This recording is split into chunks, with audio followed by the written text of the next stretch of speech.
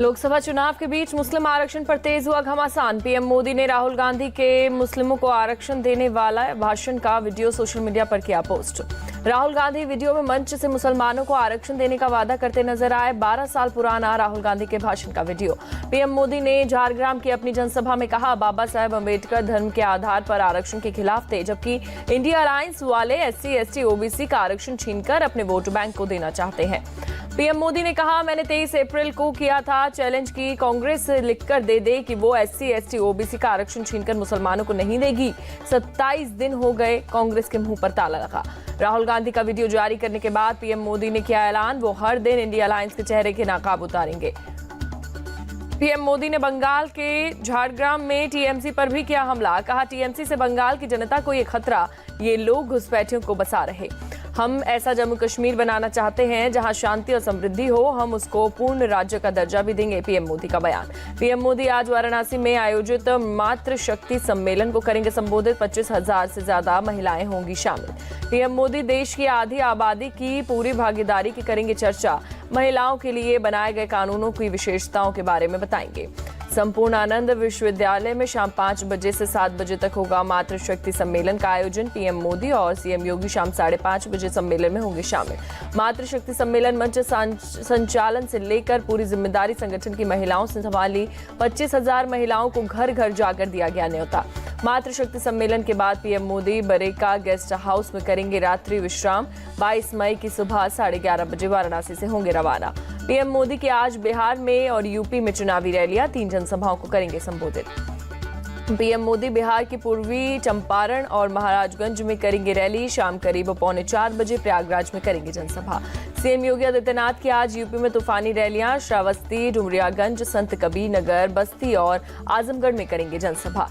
पटना में दिवंगत BJP सांसद सुशील मोदी के घर गए पीएम मोदी। परिजनों से मुलाकात कर सुशील मोदी को दी श्रद्धांजलि। प्रधानमंत्री नरेंद्र मोदी ने पटना में बीती रात किया रोड शो। सड़क के दोनों तरफ उमड़ी लोगों की भीड़। केंद्रीय गृह मंत्री अमित शाह आज ओडिशा में संभालेंगे प्रचार की कमान। संबलपुर, केंदुझर, ढेंकनाल और नयागढ़ में करेंगे जनसभा। 4 जून के बाद राहुल गांधी को कांग्रेस ढूंढो यात्रा निकालनी पड़ेगी, लेकिन दूरबीन से भी नहीं दिखेगी, अमित शाह का बयान। दिल्ली से इंडिया अलायंस पर अमित शाह का अटैक। कहा, हम एटम बम से नहीं डरते, POK लेकर रहेंगे। अमित शाह ने दिल्ली में BJP के क्लीन स्वीप का दावा किया। कहा, केजरीवाल कुर्सी से फेविकॉल की तरह चिपके हुए हैं, 4 जून के बाद उखड़ जाएगा फेविकॉल। दिल्ली के CM अरविंद केजरीवाल आज शाम 6 बजे कन्हैया कुमार के साथ भजनपुरा में करेंगे road show. North east Delhi के कांग्रेस के उम्मीदवार है कन्हैया कुमार। राजनीतिक स्वार्थ के लिए कांग्रेस आम आदमी पार्टी ने किया गठबंधन। BJP अध्यक्ष JP नड्डा ने साधा निशाना।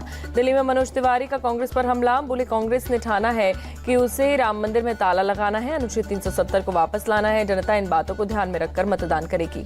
मनोज तिवारी ने कहा, मैं हिंदू मुसलमान सबसे अपील करूंगा कि कांग्रेस की नफरत फैलाओ, दंगा कराओ नीति से दूर रहें, इन्हें देश को बांटने की कोशिश के लिए सबक सिखाएं।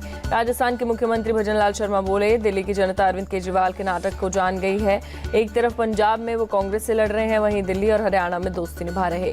भजनलाल शर्मा का बयान, दिल्ली की लोकसभा की 7 सीटों को हम जीतेंगे ही, आने वाले समय में दिल्ली में हमारी सरकार भी बनेगी।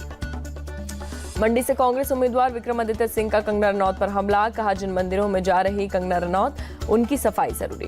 विक्रमादित्य ने कंगना रनौत को बताया 2 नाव पर सवार। कहा, एक पैर मुंबई तो दूसरा पैर हिमाचल में फंसा रखा, जल्द ही डूबेगी कंगना की नाव। लाहौल स्पीति के काजा में कंगना रनौत का विरोध। कांग्रेस कार्यकर्ताओं ने दिखाए काले झंडे और की नारेबाजी। कांग्रेस पर जमकर बरसी कंगना रनौत। कहा, हार के डर से हमारी गाड़ी पर किया गया हमला। BJP ने हिमाचल चुनाव आयोग से की कांग्रेस की शिकायत। कंगना रनौत के जुलूस पर पथराव का लगाया आरोप। लोकसभा चुनाव के 5वें चरण में 6 राज्यों और 2 केंद्र शासित प्रदेश की 49 सीट पर वोटिंग। करीब 60.48% लोगों ने किया मतदान। पश्चिम बंगाल में सबसे ज्यादा 76.5% हुई वोटिंग। सबसे कम महाराष्ट्र में केवल 54.33% लोगों ने डाला वोट। बिहार में करीब 55% और यूपी में करीब 58% वोट पड़े, जबकि ओडिशा में 69% और झारखंड में 63% हुआ मतदान। जम्मू कश्मीर के बारामूला में 58.17% वोटिंग का बना रिकॉर्ड, जबकि लद्दाख में करीब 70% लोगों ने किया मताधिकार का इस्तेमाल। बारामूला में वोटिंग से खुश उमर अब्दुल्ला का भारी संख्या में युवाओं ने किया मतदान। मुंबई के बोरीवली में ईवीएम खराब होने की मिली शिकायत, लोगों को करना पड़ा घंटों इंतजार। ईवीएम के खराब होने पर उद्धव ठाकरे का प्रशासन पर हमला, कहा जहां भी हमें बढ़त मिली वहां मशीनें बंद कर दी गई। उद्धव ठाकरे ने चुनाव आयोग पर लगाया धांधली का आरोप, जिन केंद्रों पर महाविकास अघाड़ी के पक्ष में ज्यादा वोटिंग होने थे वहां जानबूझकर देरी की गई ताकि मतदान का प्रतिशत कम हो। उद्धव ठाकरे का बड़ा दावा, आज करेंगे उन मतदान केंद्रों और चुनाव अधिकारियों के नाम का खुलासा जहां कथित रूप से वोटिंग में धांधली हुई। डिप्टी सीएम देवेंद्र फडणवीस ने उद्धव ठाकरे के आरोपों को बताया गलत, कहा अपनी हार को सामने देखकर उद्धव ठाकरे बहाने बनाने में लगे हुए हैं। असम के मुख्यमंत्री हेमंत बिस्वा शर्मा ने कोलकाता में किया रोड शो, तेजस्वी सूर्या के भी साथ रहे मौजूद। पश्चिम बंगाल में बैरकपुर के आमडांगा में हिंसा, सीपीएम नेता मसूदुल रहमान पर धारदार हथियार से अटैक। बैरकपुर में बीजेपी प्रत्याशी अर्जुन सिंह और टीएमसी कार्यकर्ता भिड़े, टीएमसी पर वोटर्स को रोकने का आरोप। बैरकपुर स्टेशन के पास बीजेपी नेता काउस्टव बागची पर हमला, गाड़ी में भी की गई तोड़फोड़। बिहार के हाजीपुर में मतदान केंद्र से एजेंट हिरासत में लिया गया, वोटिंग के दौरान गड़बड़ी करने का आरोप। सारण में बूथ संख्या 318 और 319 पर भिड़े बीजेपी और आरजेडी के कार्यकर्ता, बोगस वोटिंग की शिकायत पर हंगामा। वोटर्स लिस्ट में नाम नहीं होने की वजह से सीएम ममता के छोटे भाई बाबुन बनर्जी नहीं डाल सके वोट, चुनाव अधिकारी ने दी जानकारी। झारखंड के हजारीबाग में मतदान का बहिष्कार, पुल की मांग पूरी न होने पर कुसुम्भा गांव के लोगों ने नहीं डाला वोट। शरद पवार का बयान, कैंपेन में सबसे ज्यादा मेहनत करने वाले नेता है मोदी, इसे नजरअंदाज नहीं किया जा सकता। इस लोकसभा चुनाव का रिजल्ट अलग होगा, मोदी सरकार से किसान और युवा नाराज हैं, शरद पवार का बयान। राहुल गांधी का पीएम मोदी शहजादा कहकर मजाक उड़ाते हैं, ये ठीक बात नहीं, शरद पवार का बयान। आरजेडी नेता तेजस्वी यादव ने पीएम मोदी पर साधा निशाना, कहा उन्होंने बेरोजगारी महंगाई बढ़ा दी, जनता उनको हटाना चाहती। तेजस्वी यादव के बयान पर जितेंद्र राम मांझी का पलटवार, बोले ये लोग दिन में सपना देख रहे हैं, 300 क्या, इन्हें तो 30 सीटें भी मिली तो गनीमत है। जितेंद्र राम मांझी ने निशाना साधते हुए कहा, इंडी गठबंधन घमंडिया गठबंधन, उनके पास ना नेता, ना नीति और ना नियत। बिहार के सीएम नीतीश कुमार का ऐलान, अब तक 4 लाख लोगों को नौकरी दी जा चुकी है, विधानसभा चुनाव से पहले 10 लाख रोजगार दे देंगे। हाजीपुर प्रत्याशी चिराग पासवान का दावा, एनडीए को आएंगी 400 सीट, तेजस्वी यादव पर लगाया झूठ बोलने का आरोप। लोकसभा चुनाव के बीच बढ़ी आम आदमी पार्टी की मुश्किल, ईडी ने गृह मंत्रालय को सौंपी रिपोर्ट, आम आदमी पार्टी को विदेशों से कई करोड़ों की अवैध फंडिंग।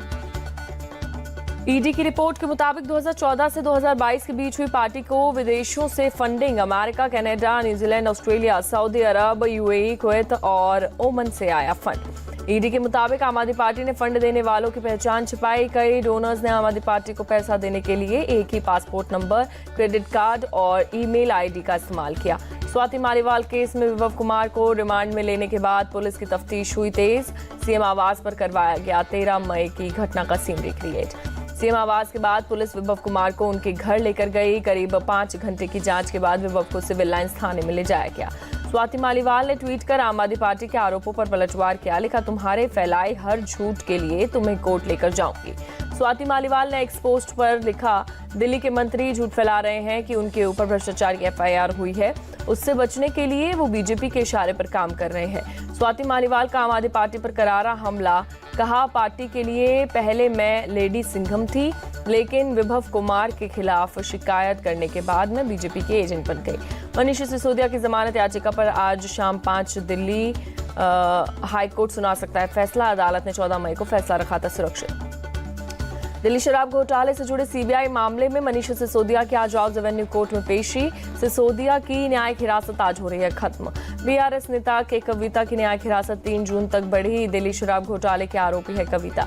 झारखंड के पूर्व सीएम हेमंत सोरेन की जमानत याचिका पर आज सुप्रीम कोर्ट में सुनवाई, हेमंत सोरेन ने चुनाव प्रचार के लिए मांगी अंतरिम जमानत। हेमंत सोरेन की याचिका के खिलाफ ईडी ने दाखिल किया हलफनामा, लिखा चुनाव प्रचार ना तो मौलिक अधिकार है और ना ही संवैधानिक या कानूनी अधिकार। अहमदाबाद एयरपोर्ट से पकड़े गए 4 आईएसआईएस आतंकियों ने पूछताछ में किया बड़ा खुलासा, यहूदियों के प्रमुख स्थलों पर हमला करने का दिया था टास्क। एटीएस ने जानकारी देते हुए बताया, पकड़े गए आतंकियों को बीजेपी आरएसएस के साथ हिंदू नेताओं की टारगेट किलिंग का भी दिया गया था टास्क। पकड़े गए चारों आतंकी श्रीलंकाई नागरिक हैं, चारों श्रीलंका से पहले चेन्नई पहुंचे थे। गुजरात एटीएस ने पाकिस्तान मेड हथियारों के साथ किया था गिरफ्तार। हरिद्वार में केकेजी इंडस्ट्रीज की फैक्ट्री में लगी भीषण आग, धू-धू कर उठी लपटें, आसपास के इलाकों में मचा हड़कंप। आग लगने की सूचना मिलते ही मौके पर पहुंची पुलिस और फायर ब्रिगेड की टीम। आग से बड़े पैमाने पर नुकसान की आशंका। हादसे में फिलहाल किसी के घायल होने की खबर नहीं। आग लगने की वजहों की जांच की जा रही। राजस्थान, पंजाब, हरियाणा, दिल्ली, एनसीआर और उत्तर प्रदेश में फिलहाल गर्मी से राहत नहीं। मौसम विभाग ने आने वाले कुछ दिनों के लिए जारी किया अलर्ट। गुजरात में भी आने वाले 5 दिनों में जारी रहेगी हीट वेव। मौसम विभाग के मुताबिक तापमान में गिरावट की फिलहाल कोई संभावना नहीं। विदेश नीति में बदलाव की संभावना पर बोले विदेश मंत्री एस जयशंकर। आने वाले दिन मुश्किल भरे रहेंगे, युद्ध का दिया हवाला। बेलगावी में अग्निवीरों से मिले सीडीएस अनिल चौहान। कहा, ये रक्षक के साथ लीडर और इन्वोटर्स भी हैं। इंटरनेशनल क्रिमिनल कोर्ट में इजरायली पीएम बेंजामिन नेतन्याहू के खिलाफ वारंट जारी करने की मांग की। हमास नेता यहदा सिनवार, इस्माइल हानिया और मोहम्मद दीफ के नाम भी शामिल। इंटरनेशनल क्रिमिनल कोर्ट में बेंजामिन सहित 4 नेता पर मानवता के खिलाफ अपराध का आरोप। इजराइल और हमास दोनों ने जताया विरोध। इजरायली पीएम नेतन्याहू ने अरेस्ट वारंट की मांग की निंदा की। कहा, हमास पर पूर्ण जीत तक जारी रखेंगे गाजा में जंग। इजरायली सेना का गाजा के राफे में एक्शन जारी। पूर्वी राफे में आईडीएफ के सैनिकों ने हमास के लड़ाकों की घेराबंदी की। ईरानी राष्ट्रपति इब्राहिम रईसी का पार्थिव शरीर रेस्क्यू टीम ने किया बरामद। अजरबैजान की सीमा पर हेलीकॉप्टर हादसे में हुई थी मौत। हेलीकॉप्टर में राष्ट्रपति रईसी के साथ सवार विदेश मंत्री और दूसरे लोगों के शव भी बरामद हुए। फिलहाल हादसे की वजह साफ नहीं। उपराष्ट्रपति मोहम्मद मुखबर बने ईरान के कार्यवाहक राष्ट्रपति। Supreme leader Ayatollah Ali Khamenei ने किया ऐलान। विकिलीक्स के संस्थापक जूलियन असांजे को मिली बड़ी राहत। ब्रिटेन की अदालत ने अमेरिकी प्रत्यर्पण के खिलाफ अपील करने की इजाजत दी।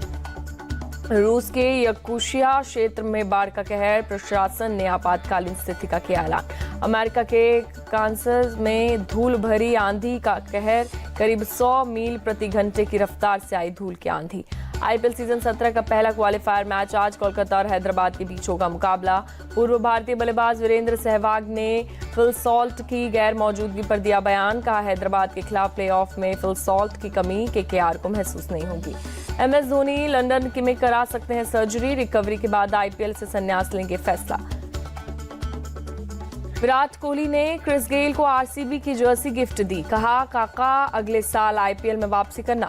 बीसीसीआई ने भारत के 6 नॉर्थ ईस्ट राज्य को दी बड़ी सौगात। बीसीसीआई ने इंडोर क्रिकेट अकादमी की आधारशिला रखी। दक्षिण अफ्रीका के पूर्व cricketer Gary Kirsten Pakistan cricket team से जुड़े। कर्स्टन के पाकिस्तान का चीफ कोच बनाया गया। पेरिस ओलंपिक में एन श्रीराम बालाजी या यूकी भांबरी के साथ जोड़ी बनाएंगे रोहन बोपन्ना। अखिल भारतीय टेनिस संघ के मंजूरी मिलना तय। वर्ल्ड पैरा चैंपियनशिप में 400 मीटर टी20 रेस में दीप्ति ने मारी बाजी। 55.7 सेकंड के विश्व रिकॉर्ड के साथ गोल्ड जीता। भारतीय मिश्रित 4 गुना 400 मीटर रिले टीम ने एशियाई रिले में राष्ट्रीय रिकॉर्ड के साथ स्वर्ण जीता। पेरिस का टिकट पाने से चूके।